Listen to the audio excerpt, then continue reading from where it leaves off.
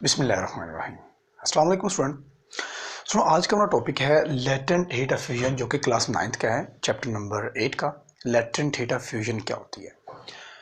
Okay, सबसे पहले हम बात करते हैं लेटेंट को। अब हम बाद में एक्सप्लेन करते हैं। ये तो हमारे पास होगी हीट। हीट मतलब हीट। फ्यूजन क्या होता है? तो सुनो, फ्यूजन का मतलब होता है फ्यूज या फिर मेल्टिंग। फ्यूज या फिर मेल्ट एक ही बात है। तो मेल्ट वो चीज़ होती है जो कि सॉलिड फॉर्म में होती है। तो इसका मतलब ये होगा कि जब हम सॉलिड को लिक्विड में कन्वर्ट करते हैं तो जो स्टेट होती है उसको बोल देते हैं, या तो मेल्टिंग बोलते हैं या फिर फ्यूजन बोलते हैं। तो इसका मतलब ये है कि फ्यूजन के अंदर हम किसी भी सॉलिड को लिक्विड में कन्वर्ट करेंगे। फॉर एग्जांपल, हमारे पास आइस है। आइस जो कि सॉलिड फॉर्म में है, जब उसको हम लिक्विड फॉर्म में कन्वर्ट कर देंगे तो हम कहेंगे कि वो मेल्ट हो चुकी है। या फिर उसके लिए हम लफ्ज़ यूज़ करेंगे, या तो मेल्ट करेंगे यूज़, या फिर यूज़ करेंगे फ्यूज़। ठीक है, फ्यूज़ हो चुकी है या फिर मेल्ट हो चुकी है। और वो वाला पॉइंट जिस टेम्परेचर पर the temperature at which ice या फिर सॉलिड, हम सॉलिड की बात करते हैं, सॉलिड कन्वर्ट इनटू लिक्विड। ठीक है, यानी कि वो टेम्परेचर जिस पर सॉलिड लिक्विड में कन्वर्ट होता है इज कॉल्ड मेल्टिंग पॉइंट और फ्यूजन पॉइंट। ठीक है, उस पॉइंट को हम बोलते हैं मेल्टिंग पॉइंट या फिर फ्यूजन पॉइंट। जिस टेम्परेचर पर ये हैपनिंग होती है ना।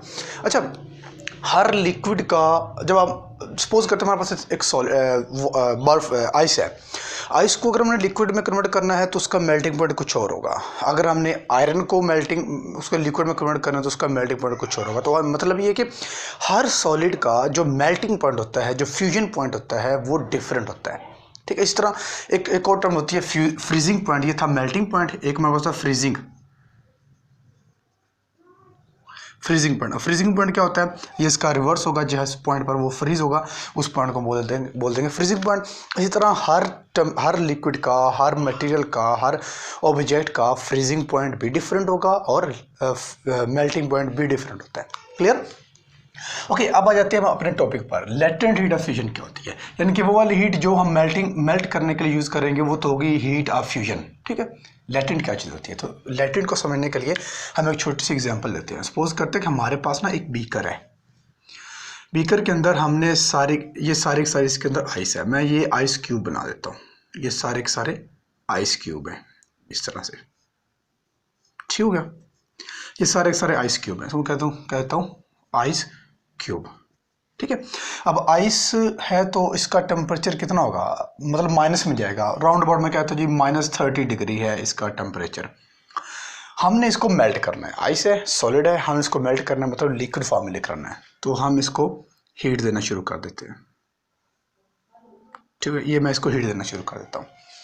अब क्या होगा कि यहाँ पर हम एक थर्मामीटर भी लगा देते हैं इसके अंदर। ये हमने एक थर्मामीटर लगा दिया इस तरह से करके। क्लियर? जब हम थर्मामीटर लगाएंगे, इनिशियली इसको हीटअप करने से पहले हमारे पास ये टेम्परेचर शो करेगा। सपोज करते हैं -30 का टेम्परेचर शो कर रहा है थर्मामीटर। अब हम इसको हीटअप करना शुरू कर देते हैं।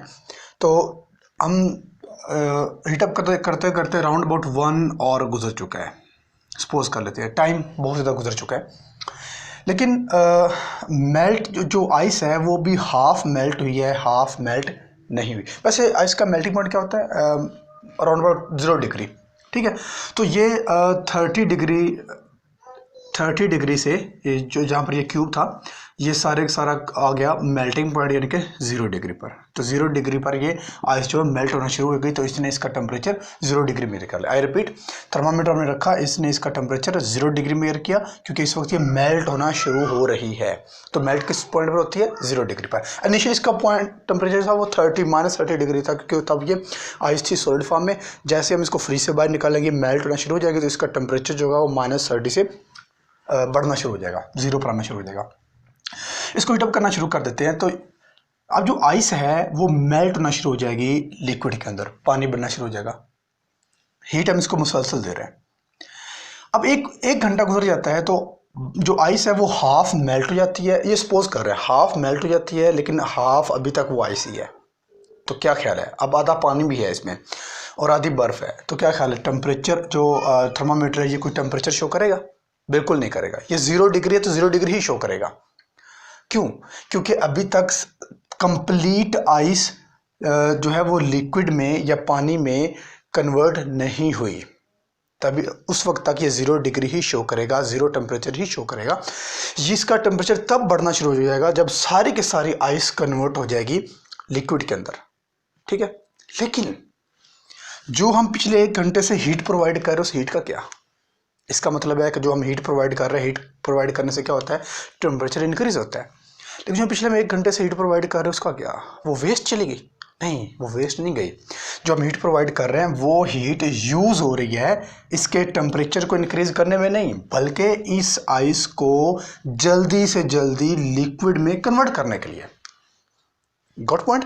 ओके, आई रिपीट कर देता हूँ कि जो हम हीट प्रोवाइड कर रहे हैं वो सारे के सारे इस आइस को लिक्विड में कन्वर्ट करने में यूज़ हो रही है, ना कि इसका टेम्परेचर इंक्रीज करने में, ठीक है। अब वो हमें हीट नज़र नहीं आ रही, क्योंकि हीट तभी नज़र आएगी ना जब लिक्विड का टेम्परेचर इंक्रीज होगा। तो हमें हीट नज़र नहीं आ रही, वो हीट हम वो समझते हैं कि हीट वो हमारी वेस्ट हो रही है, लेकिन एक्चुअल में वेस्ट नहीं हो रही, वो सारे हीट आइस को तोड़ रही है, आइस के मॉलिक्यूल को तोड़ रही है, ठीक है।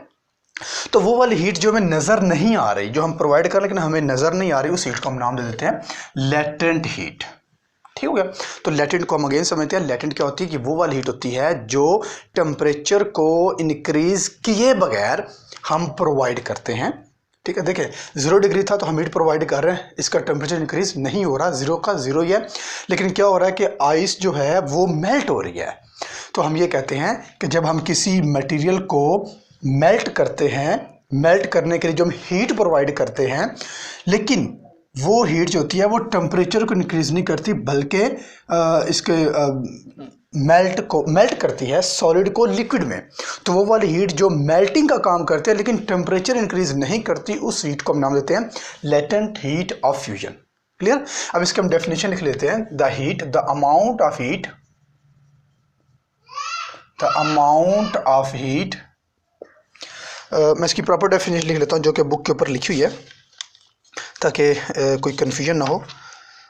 Okay, the amount of heat to change a unit mass, a unit mass of substance from solid to liquid, unit mass from, चलो मैं डायरेक्ट लिखता हूँ, from solid to liquid, liquid state solid से लिक्विड स्टेट में convert करने के लिए without increasing its temperature, ठीक है। यानी कि वो वाली हीट जो हम प्रोवाइड करते हैं सॉलिड को लिक्विड में कन्वर्ट करने के लिए, लेकिन उस सब्सटेंस का टेम्परेचर इंक्रीज ना हो, उस हीट को जो हम प्रोवाइड करते हैं उसको नाम देते हैं लेटेंट हीट ऑफ फ्यूजन।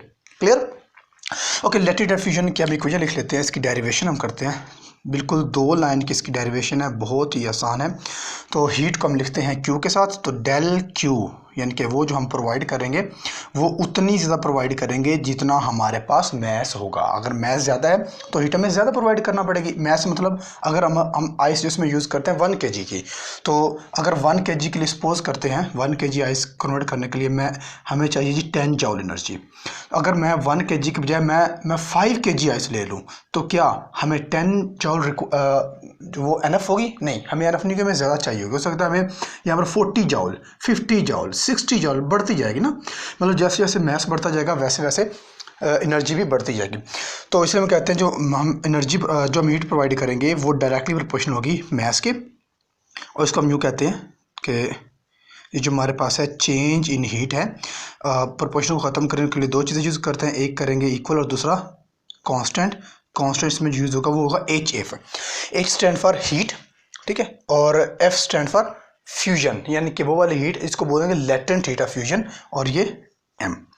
तो ये हमारे पास हो जाएगी एनर्जी, और ये हमारे पास हो जाएगा मैस, और ये हमारे पास हो जाएगी मैं शॉर्ट फॉर्म में लिख रहा हूँ, लेटेंट हीट ऑफ फ्यूजन। ठीक हो गया। तो ये हमारे पास होगी लैटेंट हीट ऑफ फ्यूजन। अब लैटेंट हीट ऑफ फ्यूजन का अगर हम यूनिट निकालना चाहें तो मैं स्टार्ट भी कर देता हूँ। m इसके साथ मल्टीप्लाई हो रहा है, इसको इधर ले आए तो ये डिवाइड हो जाएगा, तो ये बन जाएगा del Q divided by m is equal to H F. तो हीट आज हमारे पास है एनर्जी, Q एनर्जी है, इसका यूनिट होगा जाउल और ये हो जाएगा kg। तो इसका यूनिट हमारे पास हो जाएगा, या फिर इसको यूँ लिखेंगे जाउल पर kg। ठीक है, ये लिखा हो या ये लिखा हो बात है कि तो इज इक्वल हो जाएगा एच एफ, यानी कि लैटेंट हीट ऑफ फ्यूजन का यूनिट क्या होगा, जाउल पर केजी। क्लियर, यानी कि वो एनर्जी जो हमें रिक्वायर्ड होगी किसी भी मैस को, यूनिट मैस को उसके सॉलिड स्टेट से लिक्विड स्टेट में कन्वर्ट करने के लिए विदाउट इंक्रीजिंग इट्स टेम्परेचर, उसको हम बोलेंगे लैटेंट हीट ऑफ फ्यूजन। अगर हम इसका ग्राफ बनाएं तो ग्राफ हमारे पास किस तरह का बनेगा, मैं इसको रेज कर देता हूँ सो दैट मैं ग्राफ बना सकूँ। इसको भी चले, इसका ग्राफ बनाने के लिए हमारे पास है एक तरफ है टेम्परेचर, एक तरफ है टाइम। सपोज करते हैं कि मेरे पास ना ये एक ग्राफ है, इस साइड में हमारे पास होगा टाइम जो कि सेकंड में होगा, और इस साइड में हमारे पास होगा टेम्परेचर जो कि केल्विन में है, क्योंकि हम केल्विन में ही लेते हैं। देखिए सपोज करते हैं कि यहाँ पर हमारे पास, मैं इसको ना सेल्सियस में ले लेता हूँ क्योंकि लिक्विड हो रहा है, लिक्विड की बात हो रही है तो ज़रा समझना आसान हो जाएगा। मैं इसको ले लेता हूँ, जो ये जो पॉइंट है ये है जी -10, फिर हो जाएगा -2, फिर हो जाएगा माइनस, मैं इसको -10 के यहाँ पर -0 ले लेता हूँ, +0, ये हो जाएगा 5, 10, 20 अप टू 100। ठीक है, अब हम ऐसा करते हैं कि अब हमने टेम्परेचर इंक्रीज़ करना है तो ये टाइम भी हम यहाँ पर काउंट कर लेते हैं। मैं ये कह लेता हूँ जी हमारे पास है जी 5 सेकंड, 10 सेकंड, 15 सेकंड, 20 सेकंड और अप टू ये 100 सेकंड। ठीक हो गया। तो यहाँ पर -10 पर तो होगा हमारे पास आइस, जब हम उसको मेल्ट करेंगे तो 0 पर मेल्टिंग होगी, तो 0 तक तो ये इंक्रीज़ होगा।